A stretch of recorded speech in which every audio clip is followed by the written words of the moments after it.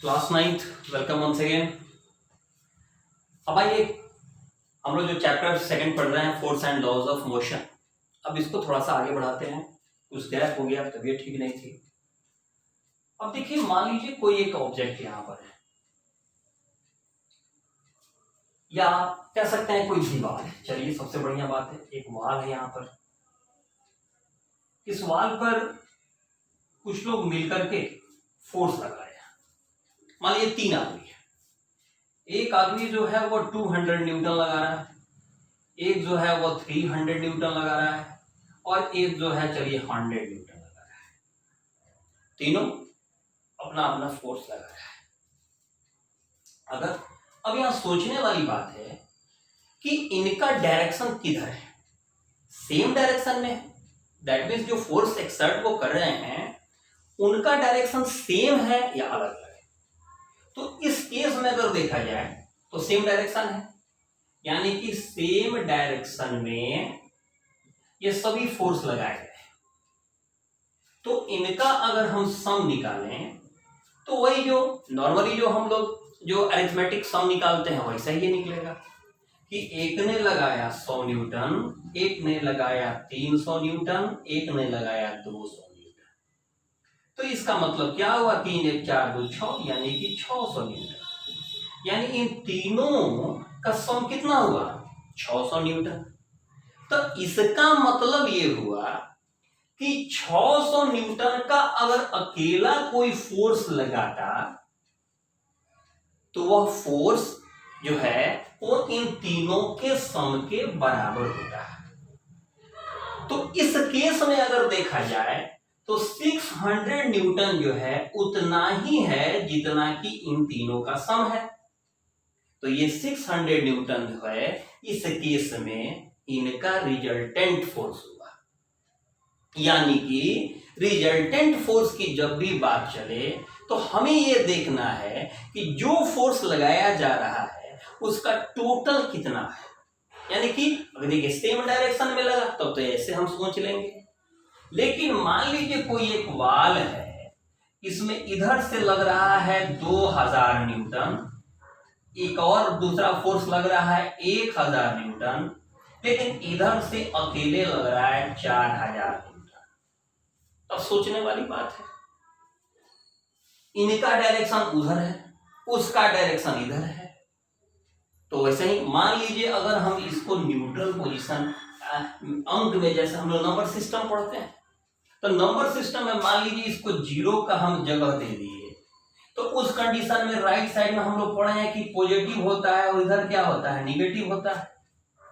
ठीक वही ये पोजीशन के हिसाब से इसको सोचिए। मान लीजिए ये साइड ए है, ये साइड बी है, तो साइड ए के तरफ का जो है वह क्या होगा, सम, उसका सम कितना निकला, तो इनका सम क्या होगा 300 न्यूटन, 3000 न्यूटन। इसका कितना होगा, अकेला ही है, और 4000 न्यूटन। तो सोचिए, लेकिन दोनों एक दूसरे के क्या है, अपोजिट हैं। तो अपोजिट है इनका मतलब अगर देखा जाए तो इनका रिजल्टेंट कितना आएगा। तो अगर हम इसको निगेटिव मानते हैं, इसको पॉजिटिव मानते हैं, तो क्या हुआ, इसका मतलब है कि 1000 न्यूटन, यानी कि इन दोनों के हिसाब से अगर देखा जाए तो इनका रिजल्टेंट कितना हुआ, तो 1000 न्यूटन। ठीक है, क्योंकि ओवरऑल फाइनल में क्या उसका रिजल्ट आया। ठीक है, तो देखिए, यानी कि एक साइड में 3000 न्यूटन है, अदर साइड में 4000 न्यूटन है।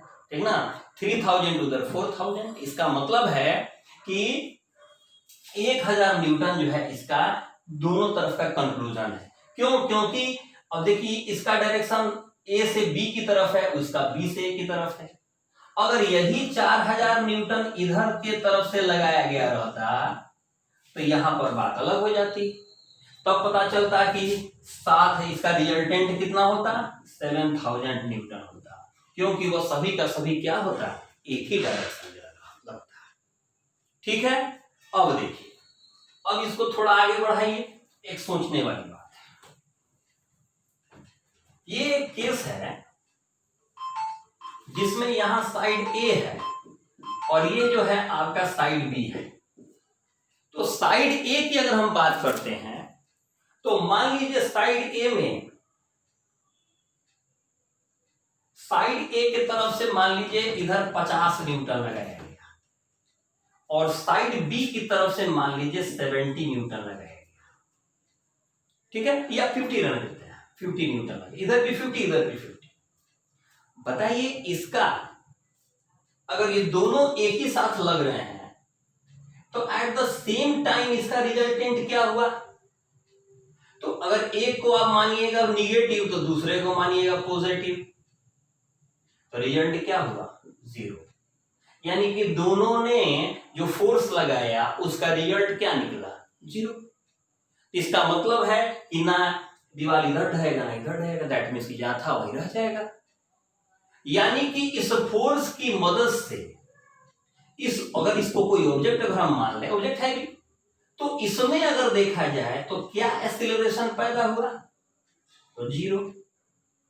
यानी कि फोर्स लगाया गया और उस फोर्स का रिजल्ट के तौर पर अगर देखा जाए तो एक्सीलरेशन क्या हुआ? तो एक्सीलरेशन इसका हुआ 0। तो ऐसे फोर्स को हम लोग क्या कहते हैं? इसी को कहेंगे बैलेंस्ड फोर्स। यानी कि इसने कुछ भी नहीं किया, यानी इसके चलते ऑब्जेक्ट में कोई किसी तरह का मूवमेंट ही नहीं हुआ, ना ये ए से बी की तरफ गया ना बी से ए की तरफ गया, किसी भी प्रकार का कोई जो है उसमें डिस्प्लेसमेंट देखने को नहीं मिला, या कह सकते हैं जगह में कोई चेंजिंग देखने को मिली ही नहीं। अब एक और बात, मान लीजिए कहीं कोई फुटबॉल है, इधर से किसी ने 60 न्यूटन और 30 न्यूटन का फोर्स एक साथ लगाया, या मान लीजिए कोई बहुत बड़ा बॉल है, प्लास्टिक आजकल तो बहुत बड़ा बड़ा बॉल आ रहा है खेलने वाला, इधर से किसी ने एक ने लगाया 35 न्यूटन और एक ने किसी ने लगाया 55 न्यूटन। इन दोनों का तो डायरेक्शन एक ही तरफ है, तो इनका आप टोटल निकालिए, क्या आएगा? 90 न्यूटन। इनका भी डायरेक्शन एक ही डायरेक्शन में दोनों है, इनका टोटल क्या आया?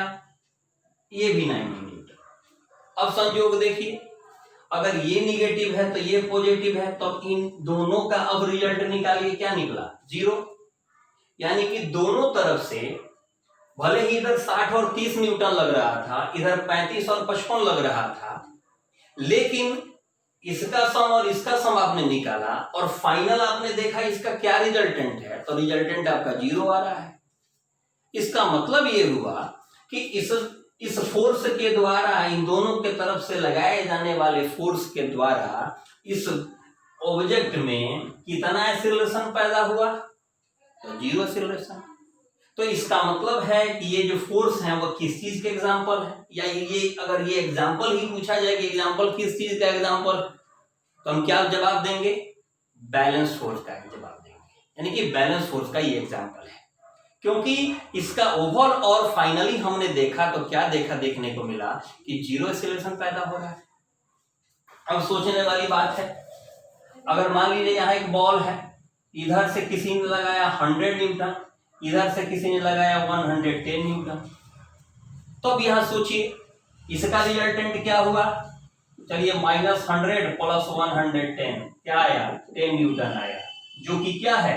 नॉन जीरो है, यानी कि 0 नहीं है, ये कुछ और आंसर आया है, ठीक है। तो इस कंडीशन, जब इतना फोर्स जब लगेगा तो कुछ ना कुछ तो इसमें देखने को मिलेगा ही, क्योंकि रिजल्टेंट तो इसका 0 आ नहीं रहा है, ठीक है।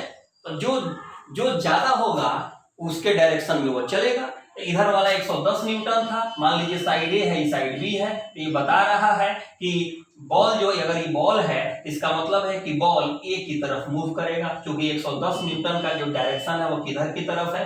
ए की तरफ है। तो इसका मतलब है कि इस बॉल का जो है जो मूवमेंट होगा, उस मूवमेंट को किस डायरेक्शन में मूव करेगा? तो ए डायरेक्शन में करेगा। तो यहां पर नॉन जीरो आंसर आया, जो ये बता रहा है क्या है? अनबैलेंस्ड फोर्स है। तो क्लियर एक बात नजर आ रही है कि जब भी 0 एक्सीलरेशन हो रहा था, इसका मतलब है ऑब्जेक्ट अपने जगह पर ही रह जा रहा था, और जब नॉन जीरो आ रहा था आएगा तो इसका मतलब है कि उसमें मूवमेंट देखने को मिलेगा।